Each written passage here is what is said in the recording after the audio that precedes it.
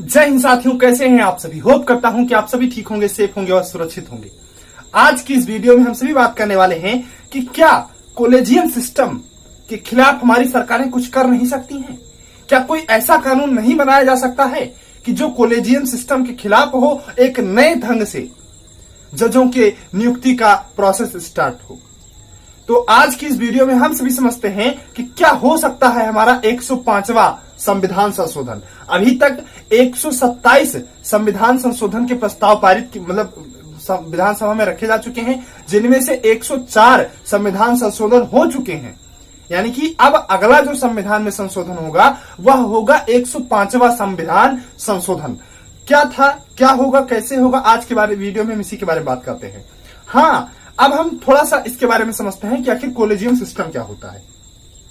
Collegium system एक ऐसी व्यवस्था होती है जिसमें जो जज होता है, यानी कि सुप्रीम कोर्ट का जज, चीफ जस्टिस ऑफ इंडिया, वो ही यह डिसाइड करता है कि अब अगला चीफ जस्टिस ऑफ इंडिया कौन बनेगा या हाई कोर्ट का जज कौन बनेगा।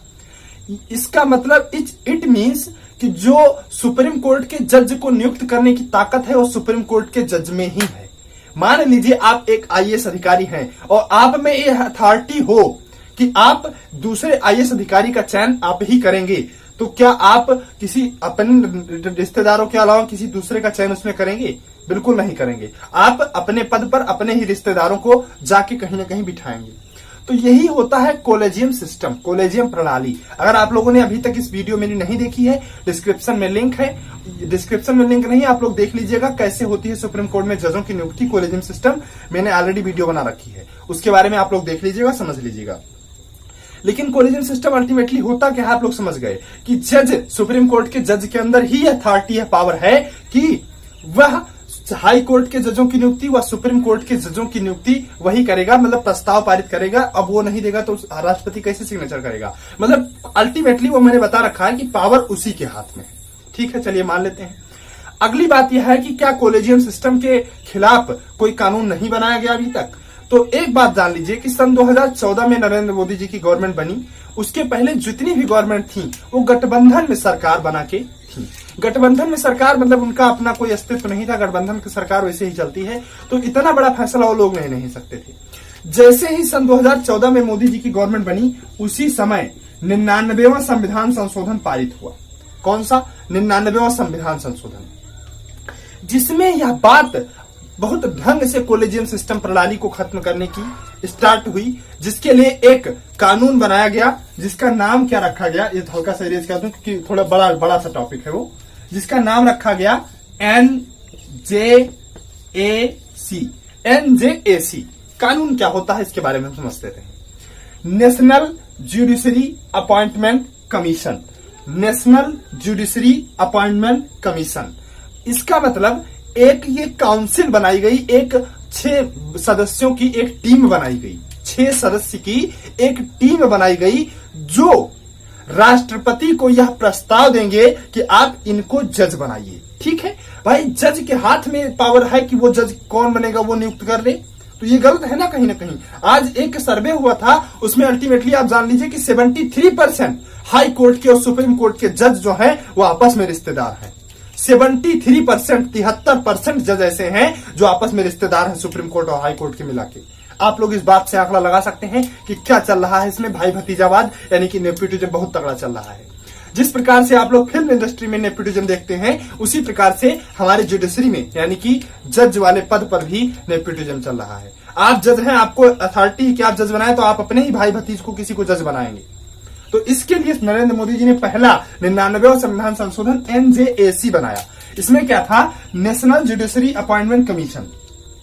इसमें 6 सदस्य की एक टीम बनाई गई। उन 6 सदस्यों में क्या था, किस प्रकार से 6 सदस्य थे? एक था उसमें CJI, chief justice of India. बाकी के 5 सदस्यों में कुछ इस प्रकार से सदस्यों को डिस्ट्रीब्यूट किया गया। बाकी के 5 सदस्यों में इसमें से 2 सदस्य सुप्रीम कोर्ट के अन्य वरिष्ठतम न्यायाधीश थे। मतलब एक CJI मतलब चीफ जस्टिस ऑफ इंडिया, मुख्य न्यायाधीश सुप्रीम कोर्ट का, और 2 अन्य न्यायाधीश जो वरिष्ठ हों, मतलब सभी दृष्टि से जो अगले उम्मीदवार हों CJI के, मतलब सुप्रीम कोर्ट के जज बनने के। 2 वरिष्ठ न्यायाधीश इसमें हो गया। इसमें एक था law minister, LAW law minister, MINISTER law minister. अगला जो इसमें था दो ख्याति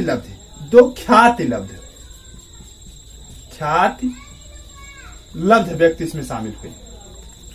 यहां पे बात यह फंसा, देखिए मेरी बात को ध्यान से, एक तो CGI हुआ, 5 अन्य व्यक्ति हुए। इन 5 में 2 सुप्रीम कोर्ट के अन्य वरिष्ठतम न्यायाधीश, जो इनके बाद जो CGI बने वो 2 मतलब अन्य सीनियर आप कह लीजिए। एक लॉ मिनिस्टर मतलब कानून मंत्री यानी कि IT मिनिस्टर, आप समझ लीजिए इस बात को। तो ख्यात लब्ध व्यक्ति, ख्यात लब्ध सभी अपने आप को विद्वान ही मानते हैं, मैं ही सबसे मेन हूं। तो अब ख्यात लब्ध व्यक्ति कौन होगा, इसके लिए भी एक कमेटी बनाई गई कि इन 2 ख्यात लब्ध व्यक्तियों में किसे शामिल किया जाएगा। इसके लिए एक 3 सदस्यीय कमेटी बनाई गई, 3 सदस्य की कमेटी बनाई गई। इन 3 सदस्य में कौन था, एक थे हमारे CGI, दूसरे हमारे प्रधानमंत्री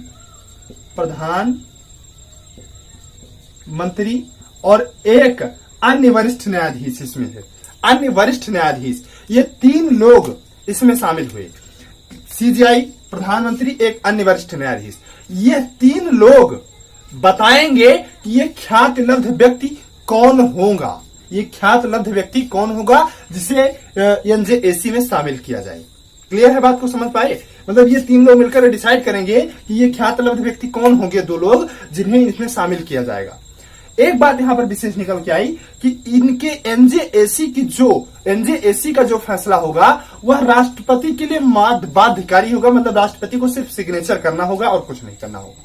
चलिए इतनी बात भी मान लेते हैं।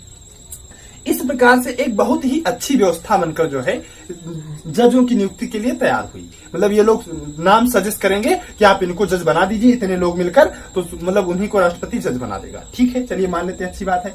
लेकिन फिर ये मामला सुप्रीम कोर्ट में चला गया। कुछ लोगों ने कहा कि ये ठीक नहीं है कानून। सुप्रीम कोर्ट ने इस मामले को फिर खारिज कर दिया, 99वें संविधान संशोधन को खारिज कर दिया। क्या कहते हुए कि चलिए ये ठीक है, ये भी ठीक है। एक लॉ मिनिस्टर जिसके लिए कानून की जानकारी होना बाध्य नहीं है। भाई मंत्री आप बिल्कुल नहीं पढ़े हैं तब भी आप मंत्री बन सकते हैं, तो आपको जब पढ़े लिखे नहीं तो कानून के बारे में इतनी जानकारी नहीं है। तो एक व्यक्ति ये जिसको कानून के बारे में जानकारी ना भी हो तो भी मंत्री हो सकता है। 2 ख्यात लब्ध व्यक्ति ये जो हो, इनको भी कानून के बारे में कोई विशेष जानकारी ना भी हो तो भी आ सकते हैं। भाई इन लोगों को मनोनीत करना है, करके ला सकते हैं। तो 3 लोग ऐसे जिन्हें कानून के बारे में बिल्कुल ज्ञान नहीं है, जिन्हें न्याय के बारे में बिल्कुल ज्ञान नहीं है, वो इस बात को कैसे, संविधान के बारे में जिन्हें बिल्कुल ज्ञान नहीं है, वह इस बात को डिसाइड नहीं कर सकते हैं कि कौन बनेगा सुप्रीम कोर्ट का मुख्य न्यायाधीश या कौन बनेगा सुप्रीम कोर्ट का जज या हाई कोर्ट का जज।